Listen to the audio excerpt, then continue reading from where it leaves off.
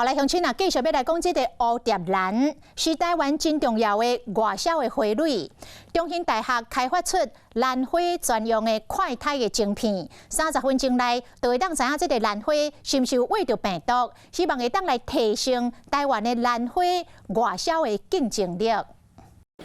透过光谱仪器检测青菜水果有农药啊，还是有含什么物件，随知影。这套快筛检测系统是经过改良甲重新的设定了，卖使伫半点钟内验出兰花的病毒。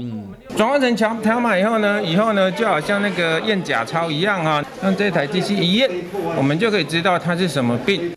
研究团队讲，蝴蝶兰是台湾重要的外销花卉之一。不过2年到3年的成长期，真够喂到病毒。这个病毒种有60外种。为了赶紧找到病源，才会研究兰花的快筛晶片。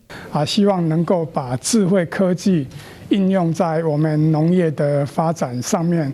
透过这套系统，对台湾兰花品质的管理真有帮助。这个研究嘛，得到第19届国家新创奖、学研创新奖的公认。